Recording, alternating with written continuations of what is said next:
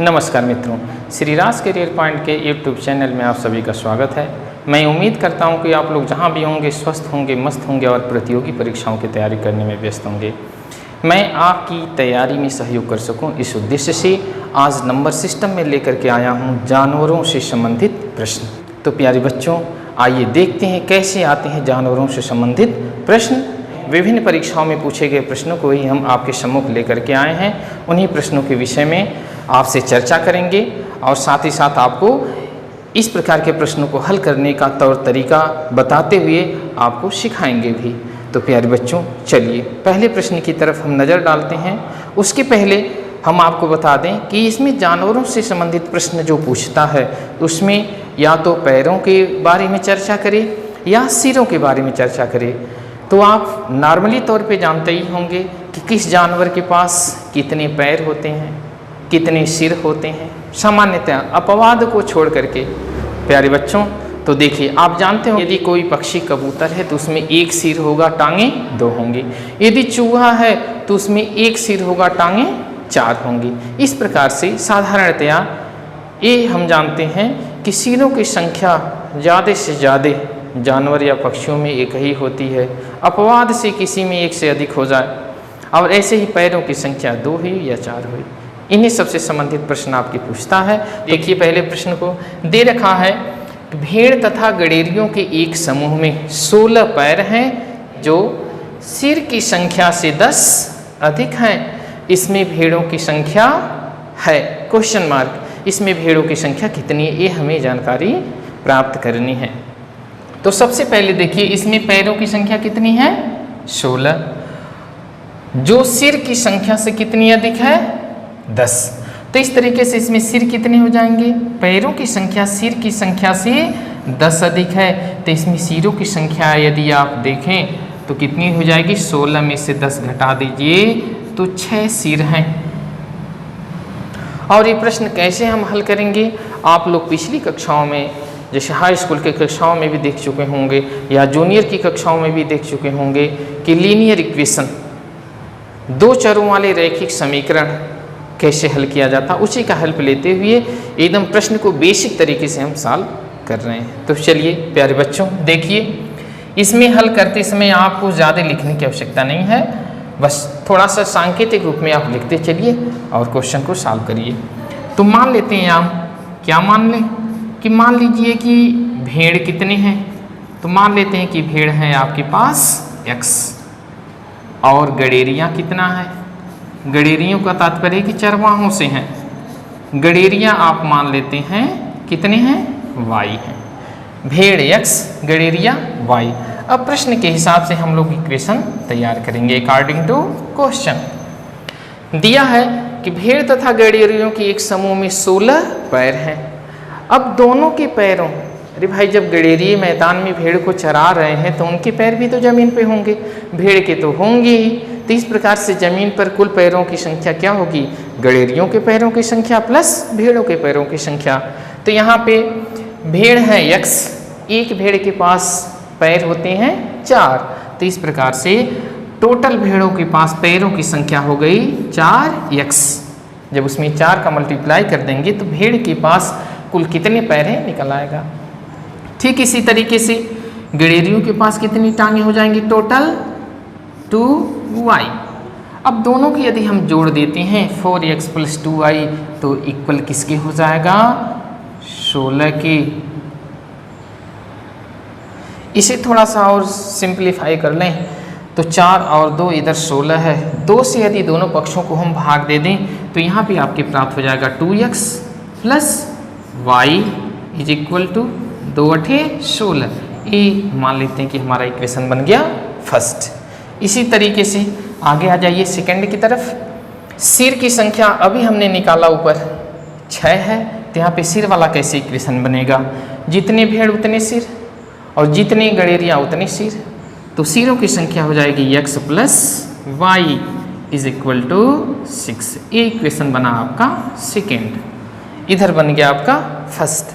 अब इन दोनों इक्वेशन को हल करके सॉल्व करके हमें x और y का मान प्राप्त कर लेना होगा। इसमें पूछ रहा है कि भेड़ों की संख्या कितनी है, तो जो x की वैल्यू आएगी वही भेड़ों की संख्या हो जाएगी, क्योंकि x को हमने मान रखा है कि भेड़ें हैं। तो चलिए फर्स्ट और सेकंड दोनों को सॉल्व करेंगे।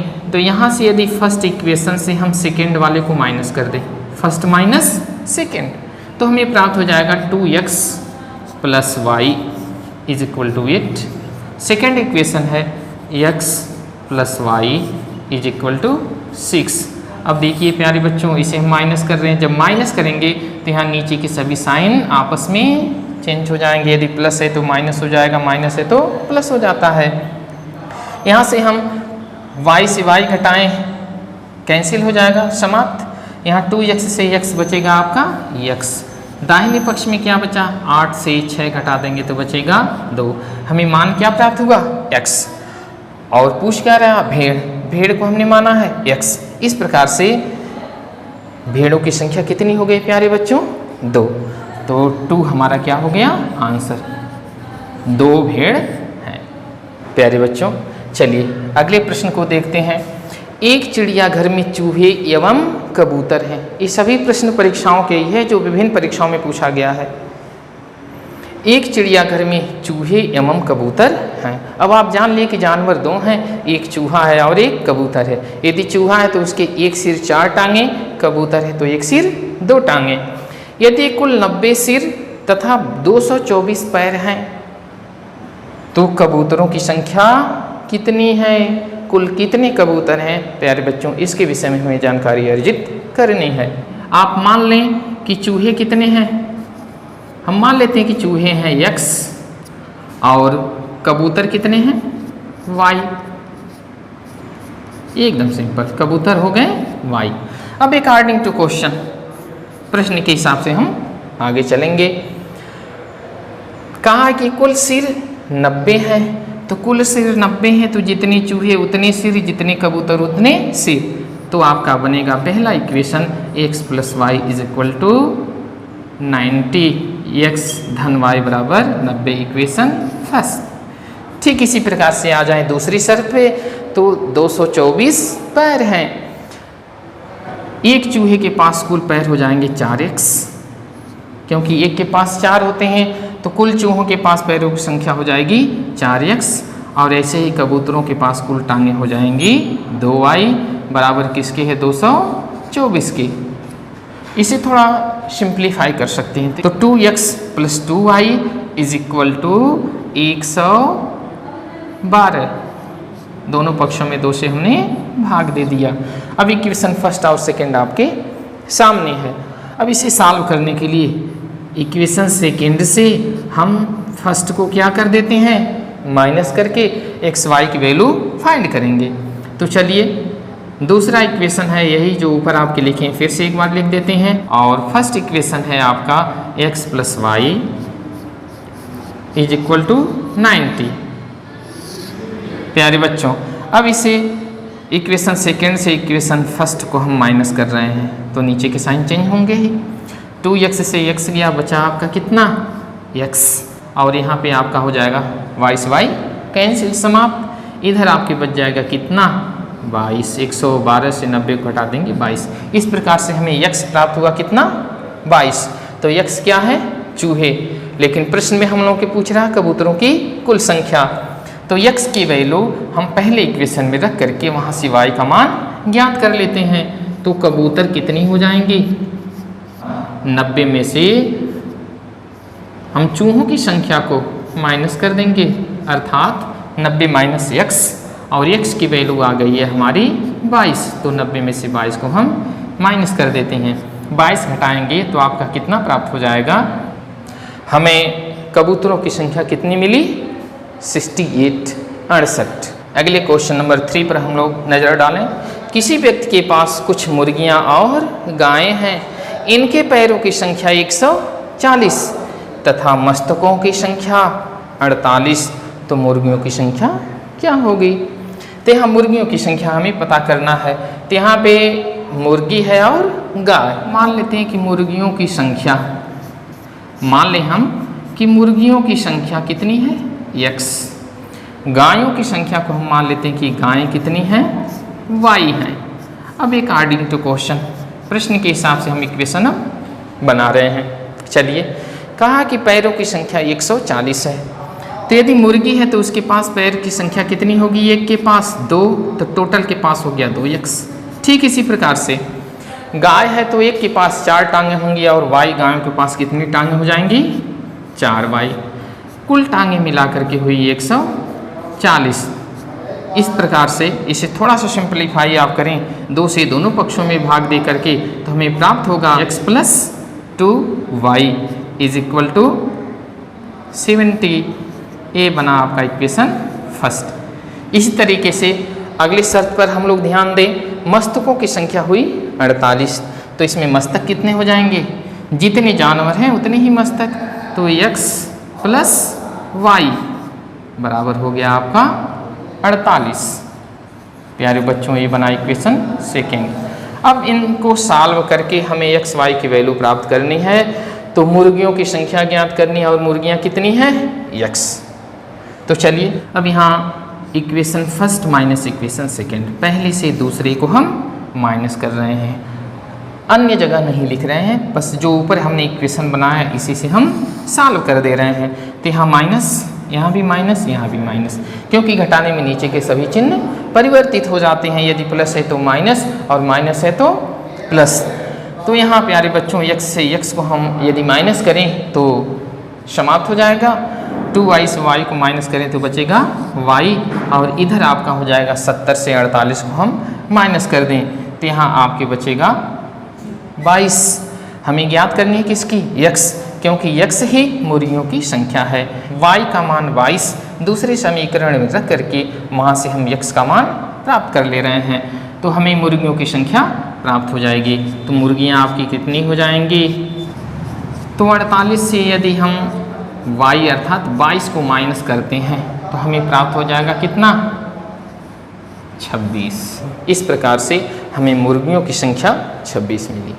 प्यारे बच्चों, चलिए अगले प्रश्न पे नज़र डालें। क्वेश्चन नंबर 4 में दिया है कि कुछ संख्या में घोड़े और उतनी ही संख्या में आदमी कहीं जा रहे हैं।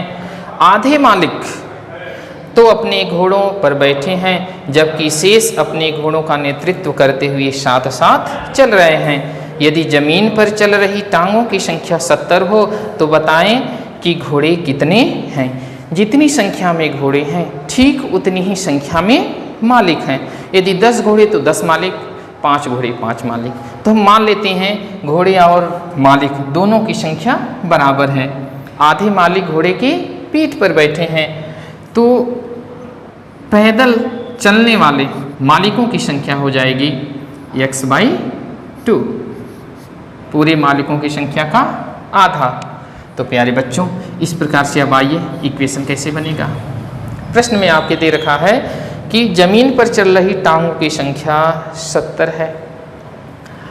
अब टांगों की संख्या का इक्वेशन हमें बनाना है।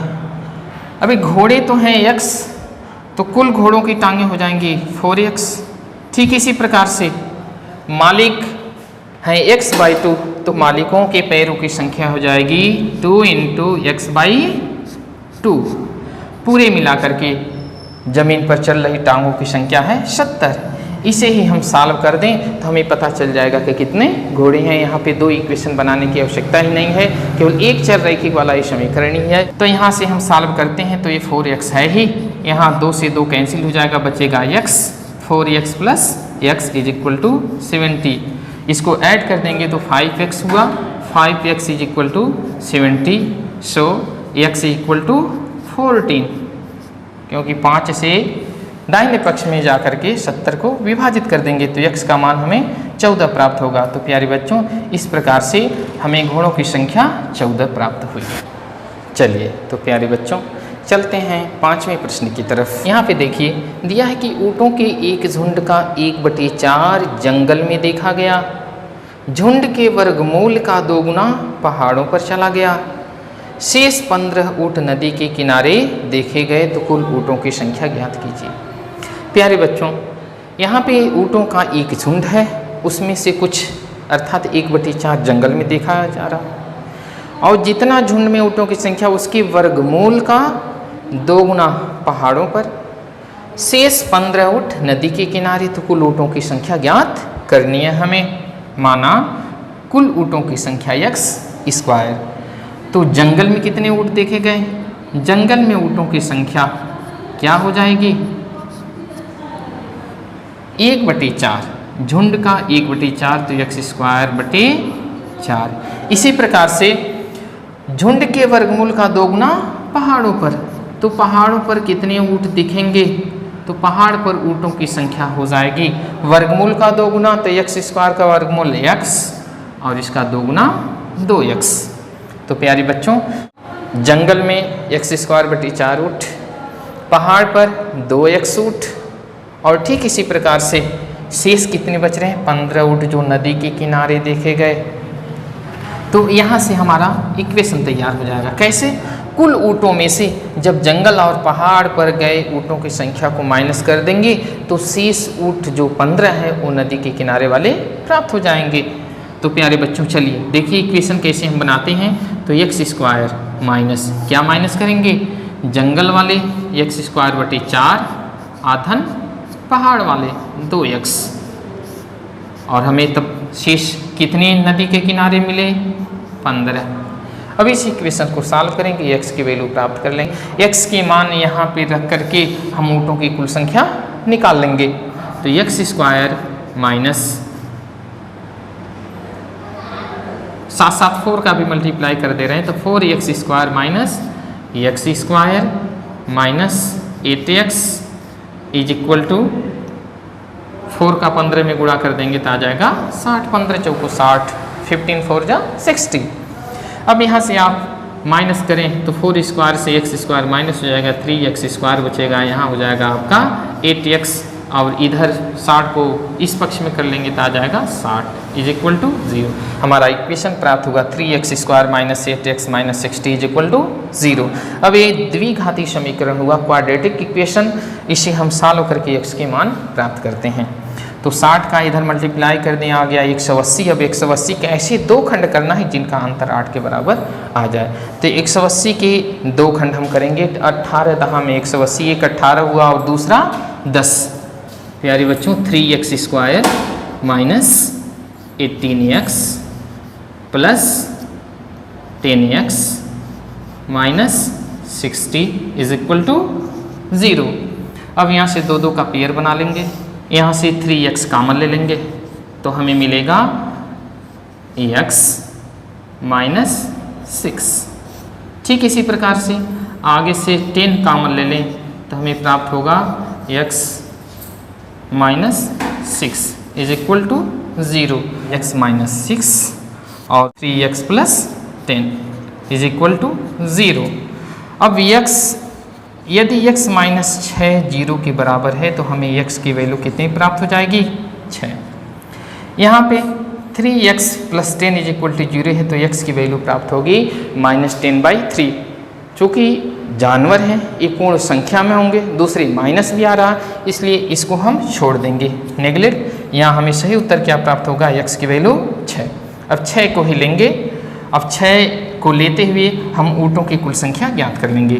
तो हमें ऊँटों की कुल संख्या कितनी प्राप्त हो जाएगी?